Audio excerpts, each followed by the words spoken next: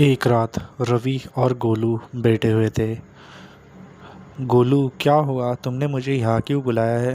क्या करूँ, मुझे नींद नहीं आ रही है ना, इसके वजह से आपको बुलाया है रवि भैया। तो आज की कहानी सुनाइए ना मुझे। क्यों नहीं? आज तुझे ऐसी कहानी सुनाऊंगा जिससे तुझे डर भी लगेगा। ऐसा हुआ क्या था, मैं जानना चाहता हूँ। तो ये घटना हुई थी हमारे संदीप के साथ में। संदीप मेरा क्लासमेट और मेरा कॉलेज का दोस्त। वो बहुत उसके साथ बहुत अजीब सा हादसा हो गया था। मतलब मैं कुछ समझा नहीं। बेचारा बहुत गरीब था, तो उसके खाने तलक के वांदे थे। सब लोग उसके बहुत मजाक उड़ाते थे क्योंकि हमारे कॉलेज में सब पैसे वाले थे और वो वही गरीब था। उसे एक एक रुपया देखना पड़ता था। इसके वजह से उसने कहा कि बहुत ज़िंदगी में परेशानी हो रही है मेरे। उसके घर में कोई ज़्यादा लोग नहीं थे, बस मामा थे और उसके मामी थी। तो उसके ऊपर हर रोज़ चिल्लाते थे और उसे बेइज्जत करके घर पर निकाल देते थे। इसके वजह से उसने सब लोग से दूरी बना ली और कॉलेज की एक खूबसूरत लड़की संदीप उसका दीवाना हो गया था। पर संदीप को घास तलक नहीं डालती थी। उसका नाम था नेहा। नेहा पैसे वाली थी।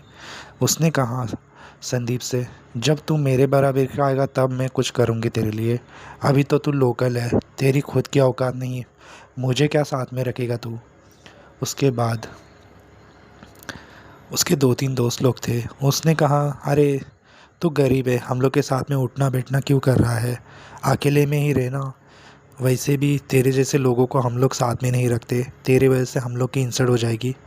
फिर संदीप उससे कहता है, मेरा भी तो दिन आएगा, जब दिन आएगा तब आना, यहाँ पर आना मत दोबारा। उसके बाद संदीप बहुत रोते रोते मेरे पास आया और कहने लगा, यार क्या करो रवि, देख सब लोग मुझे ट्रोल कर रहे हैं, तू ही अच्छा दोस्त है मेरा, अभी तक मुझे कुछ नहीं बोला। फिर मैंने उससे कहा, यार तू कुछ काम क्यों नहीं कर लेता, कुछ पैसे आ जाएंगे। यार तुझे तो पता ही है मैं काम करके कितना काम कर सकता हूँ, मुझे कुछ अच्छे खासे पैसे चाहिए थे। देख तुझे पता है हमें एक साथ तो पैसे कमा नहीं सकते, वक्त लगता है तब जाके हमें कुछ पैसे मिलते हैं। ये तो सच कहा तूने। मैं जल्दी पैसे कमाना चाहता हूँ, तो तेरे दिमाग से सोच, मुझे मत बता। क्योंकि पैसा मेहनत से जो कमाया जाता है, पैसा कोई जादू से बनाया नहीं जाता। वैसे भी मैं तुझे समझा कर थक चुका हूँ, बाकी तेरी मर्ज़ी। तुझे काम पर जाना है या ऐसे ही आसपास के लोगों के ताने सुनने हैं। संदीप कुछ नहीं कर पाया क्योंकि सब लोगों ने उसका मजाक उड़ा दिया था। इसके वजह से वो रोता रोता एक जगह पे बैठ गया और कहने लगा, सब कुछ मेरे साथ ही होता है, सब कुछ लोग को कितने अच्छे अच्छे खेल रहे हैं, कूद रहे हैं, सब लोग के पास गाड़ियाँ हैं, बहुत सारे पैसे हैं, कोई मेरे साथ ही ऐसा क्यों करता है। फिर क्या था, धीरे धीरे उसे बहुत अजीब लगने लग गया। उसे लग रहा था कि सब लोग उसे साथ नहीं दे रहे, इसके वजह से उसने सब लोग के साथ दूरी बना के रख दी थी। फिर क्या था, वो एक जंगल में जाकर रोने लग गया। फिर रात के समय वहाँ पर एक तांत्रिक बाबा दिखाई दिए।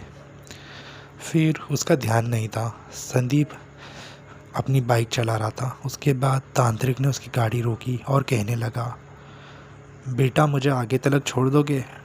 फिर संदीप ने कहा, ठीक है, इस बाबा की कुछ मदद करता हूँ।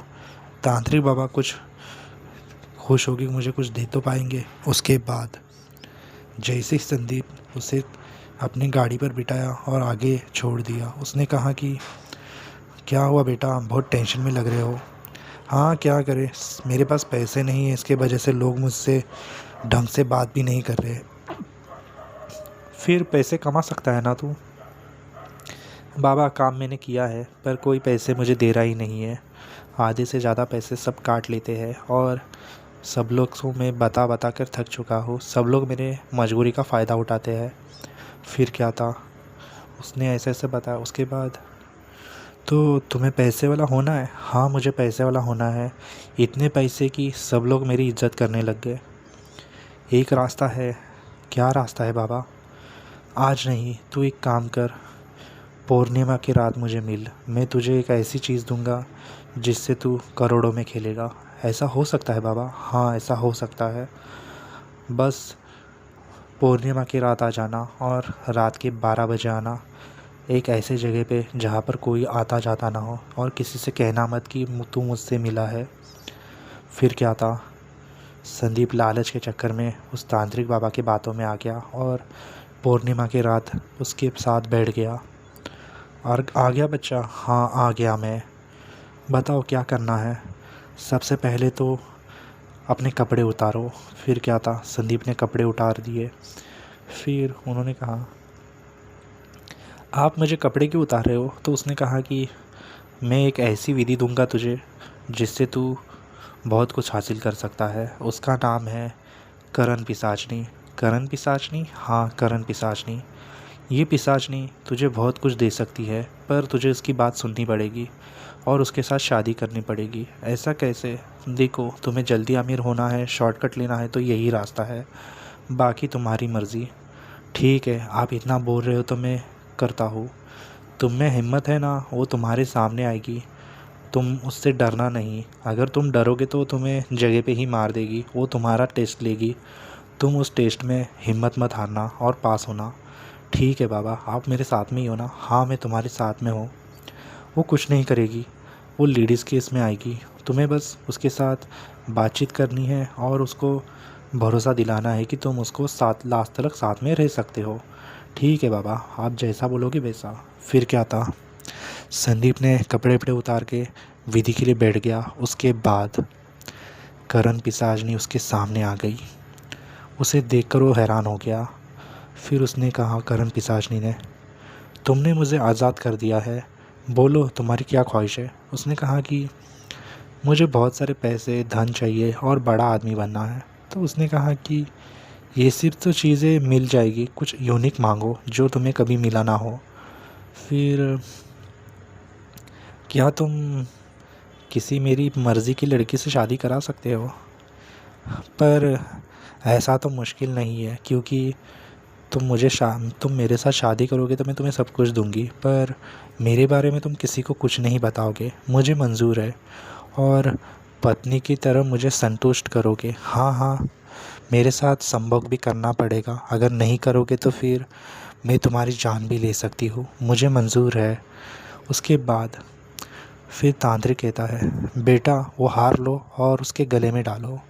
फिर उसके बाद संदीप के हाथ पैर थर थर काँप रहे थे, क्योंकि वो करण पिशाचनी के साथ शादी करने वाला था। इसके लिए उसने वहाँ से हार उठाया और उसके साथ उसने हार पहना दिया। उसके बाद संदीप की पहली रात बहुत अजीब सी गुजरी। उसे करण पिशाचनी की आवाज़ सुनाई दे रही थी। फिर तांत्रिक ने बाबा ने कहा, चिंता मत करो, ये तुम्हें ऐसे ही आवाज़ सुनाती रहेगी, और जो घटना होने वाली है, क्या होगा क्या होने वाला है, ये तुम्हें सब कुछ बता कर रख देगी।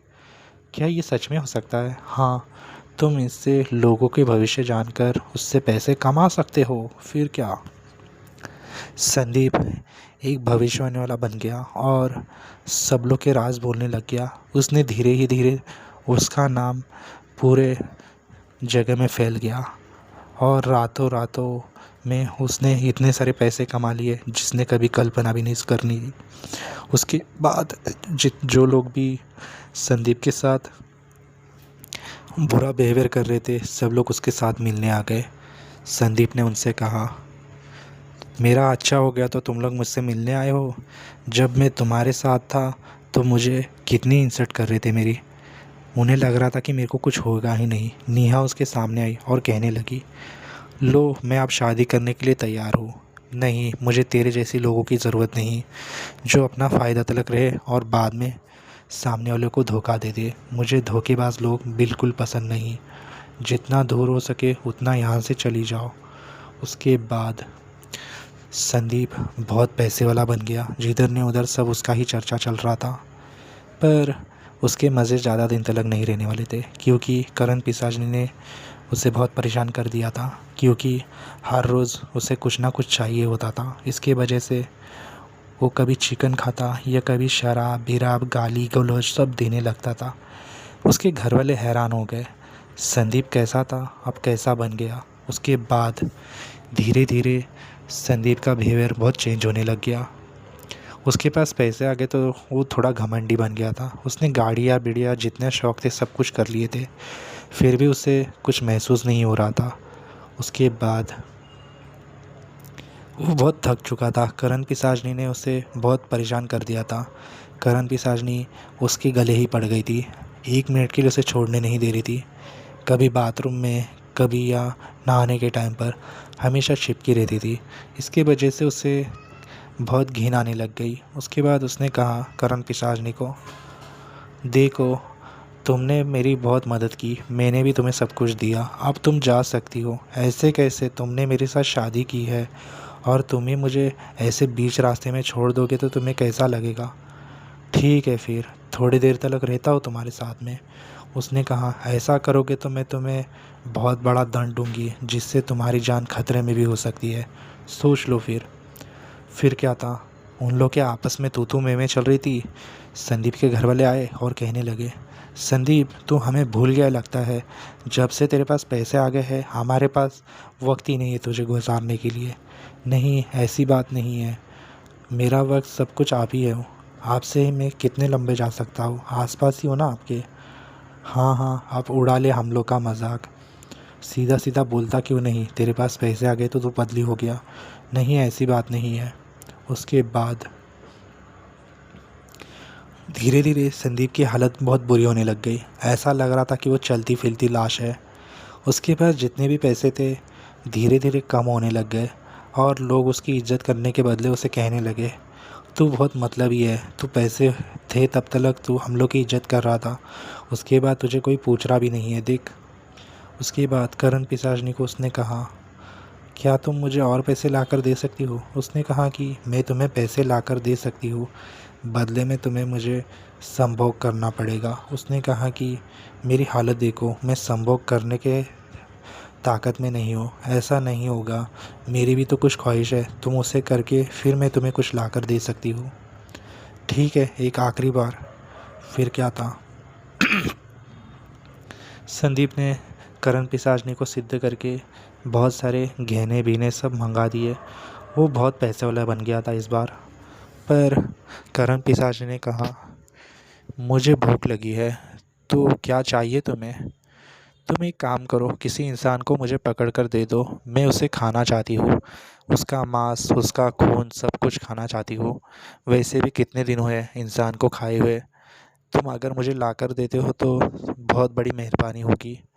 पर आपको ऐसा क्यों लगता है कि मैं ला कर दूँगा? तुम्हारा कितना काम किया मैंने, तुम मेरे लिए एक इंसान की बॉडी नहीं ला सकते? जाओ, मुझे ना पसंद नहीं है, जा लेके आओ जाके। संदीप ने कहा, बहुत हो रहा है तुम्हारा, तुम कुछ भी करोगे और मैं मान लूँगा, ऐसा कभी होएगा?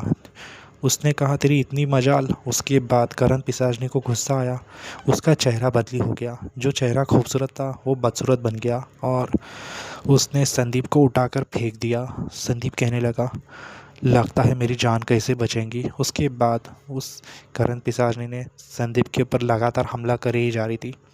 उसकी हालत देखी नहीं जा रही थी, वो बेहोश हो गया। उसके घर वालों ने उसे डॉक्टर को दिखाया। फिर डॉक्टर लोग ने कहा, कुछ भी नहीं है, ये तो नॉर्मल है, पता नहीं इसे हुआ क्या है। उसके बाद फिर संदीप की मम्मी और उसकी बहन तांत्रिक के पास चले गए। फिर उन्होंने कहा, इसने एक बुरी शक्ति सिद्ध कर रखी है, अगर हम उसे हटा देते हैं तो वो पहले जैसा हो जाएगा, पर ये बहुत मुश्किल है, हमें उसे एक जगह पे रखना होगा जो घर में कोई आ ना जा सके। हमें उसे उधर ही रखना पड़ेगा जब तक उसके बॉडी में से वो करण पिशाचनी निकलती नहीं है। करण पिशाचनी क्या होता है? करण पिशाचनी मतलब एक भयानक आत्मा, जिससे हम उसे काबू में करके गहने पैसे, किसी को मारना, हत्या, बहुत कुछ कर सकते हैं। संदीप को उसका नॉलेज नहीं था, उसने पैसे के चक्कर में उसे सिद्ध कर लिया, पर उसे चलाना नहीं आया। इसके वजह से वो करण पिशाचनी ने उसे परेशान कर दिया। फिर ये निकलेगी कैसे? बहुत बड़ी विधि करनी पड़ेगी तब जाकर वो निकलेगी, ऐसे नहीं निकलने वाली। तुम जाकर बंदोबस्त कर लो, मैं आता हूँ रात में। संदीप को हाथ पैर बांधकर एक घेरे में बिठा दिया और तांत्रिक बाबा उसके ऊपर लगातार भभूत छिड़के जा रहे थे। उतने में करण पिशाच ने उसके बॉडी में से आई और कहने लगी, ये तांत्रिक चला जा यहाँ से, नहीं तो मैं तुझे भी उठाकर फेंक दूंगी। मेरी लास्ट वार्निंग है, अगर तू नहीं माना तो देख।